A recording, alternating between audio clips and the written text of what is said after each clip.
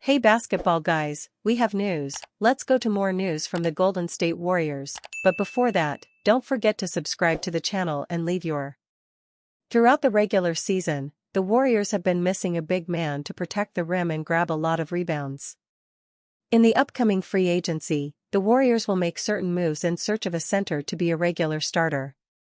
Jonas Valaciunas will come to the Warriors in exchange for Jonathan Kuminga.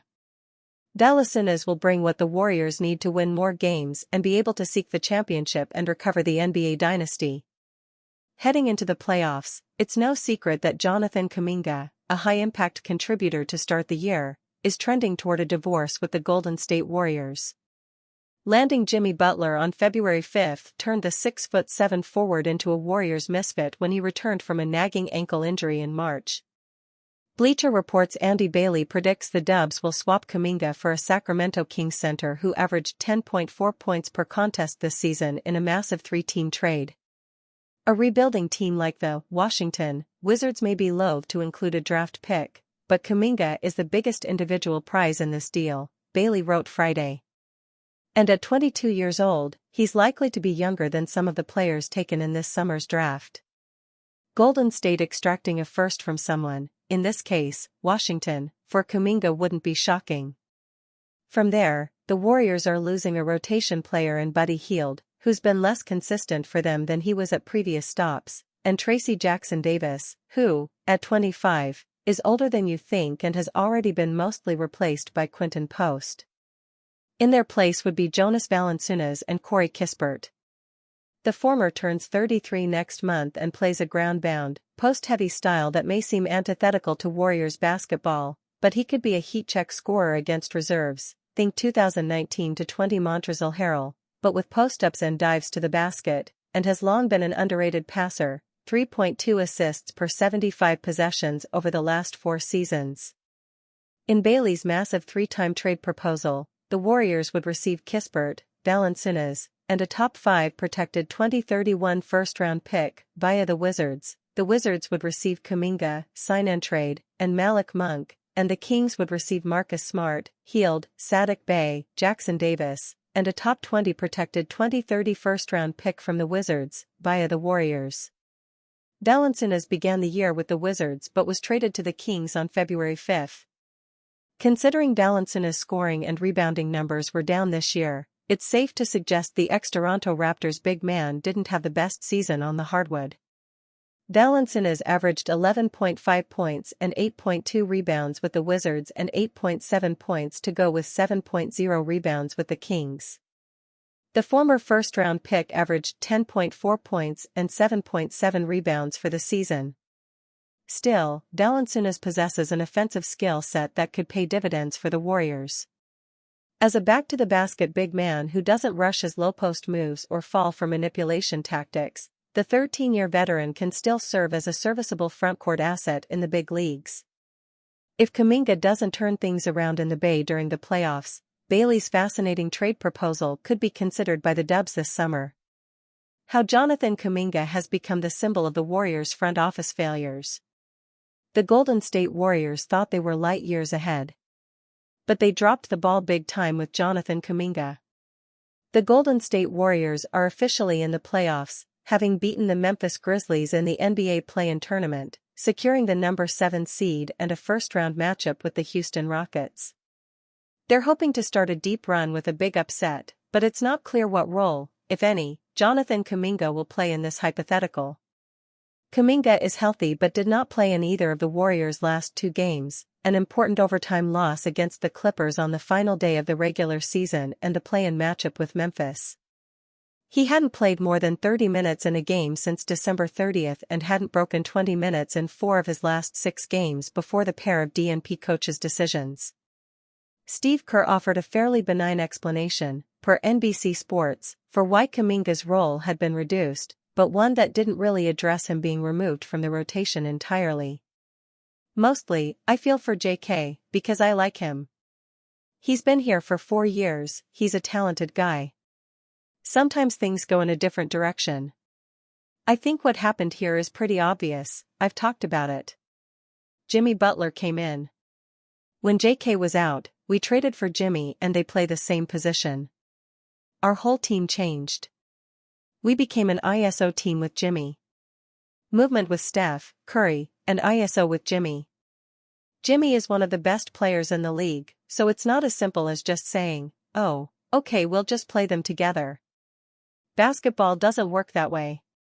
Kuminga was repeatedly mentioned in trade rumors around the February deadline, but the Warriors ultimately opted to keep him, despite this obvious overlap with the newly acquired Butler. He will be a restricted free agent this offseason, giving Golden State the option to match any offer sheet he receives.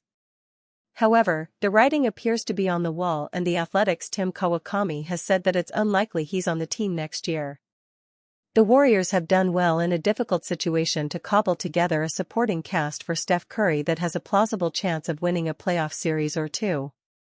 But it's worth remembering that many of the challenges they faced in doing that were challenges of their own making, and Jonathan Kuminga is a perfect example. The Warriors passed on several future stars to draft Jonathan Kuminga.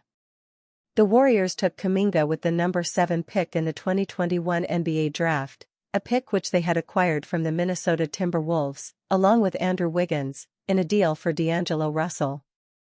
They also had their own pick, which landed at number 16, where they took Moses Moody. At the time, they were working from their much-touted and terribly executed 2 timelines plan, looking for immediate help around Steph Curry while simultaneously trying to building for the future. Moody was seen as the more NBA-ready prospect, a plug-and-play 3 and D wing, while Kuminga was the upside play, a raw but hyper-athletic forward who spent his one post-high school year with the now-defunct G League Ignite Showcase team. Moody has at least been a reliable rotation piece this year, but it took him 4 years to get there, and he definitely wasn't a plug-and-play option. Kuminga was better than expected right off the bat but has seen his role and minutes yo-yo dramatically over his 4 seasons. Hindsight is 20/20, but you can argue that the Warriors missed with both picks in a huge way. Franz Wagner went number 8, 1 pick after Kuminga. Below Moody, players like Alperen Sengun, Trey Murphy III, Jalen Johnson, and Quentin Grimes were all available. The Warriors would be in an infinitely better position right now with any one of those players instead of Kuminga or Moody, but the fact that they could have done better with both picks makes your brain hurt. The Warriors did a terrible job of developing Jonathan Kuminga. There is no guarantee that a different approach to Kuminga's development could have yielded a different outcome. But the fact that things were constantly changing and neither team nor player seemed happy is a meaningful indictment of the process. It seems like at least once every season he's been on the Warriors, there was a point when his minutes were inexplicably cut, and his public frustration leaked.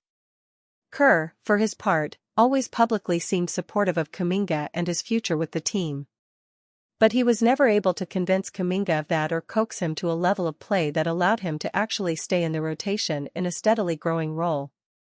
The Warriors have a long track record of getting key contributions from players who had a hard time fitting elsewhere, putting guys in the best position to succeed and helping them be the best version of themselves. Kuminga clearly shares some responsibility for his own stagnation, but the Warriors have been trying for 4 years and haven't been able to get him where they need him to be. Which brings us to the last point. The Warriors didn't trade Jonathan Kuminga when they had the chance. The Warriors have had multiple opportunities to trade Kuminga, but they have held on to him through last offseason and the last 2 trade deadlines. You can understand their thinking that even in a smaller role he was probably more useful than other possible deadline acquisitions like Chris Middleton, Kyle Kuzma, Brandon Ingram or DeAndre Hunter. But the fact remains that he's still on the roster and, by all appearances, not going to be a factor in their postseason run this season. Then they risk either losing him for nothing or matching an offer sheet and either bringing him back unhappy or trying to spin his offer sheet into a sign-and trade with essentially all their trade leverage dissolved.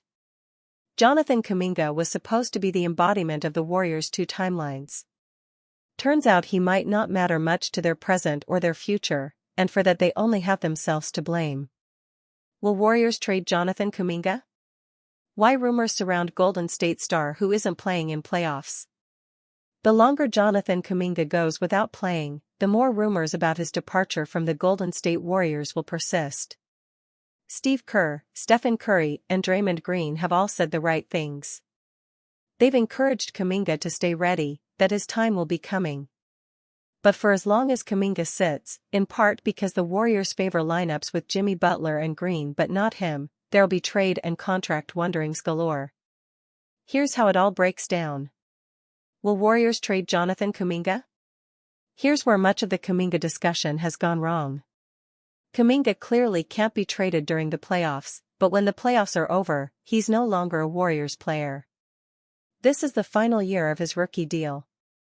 Kuminga is due to be a free agent as soon as the 2024-25 season ends. This doesn't entirely rule out a trade. Some suggestions have had Kuminga in a sign-and-trade deal to another team, which has contract and salary implications that could facilitate a deal. But in essence, Kuminga can choose where he wants to go at the end of the season. If Golden State keeps sitting him, it seems unlikely he'd stick around. Where will Jonathan Kuminga go? Kuminga is in a semi-similar spot to Jordan Poole when the Warriors let him go. Poole chose the Wizards, a young, not yet competitive team that would allow him to lead and get up a lot of shots. Kuminga is a player in that mold, not a proven winner but someone with immense talent.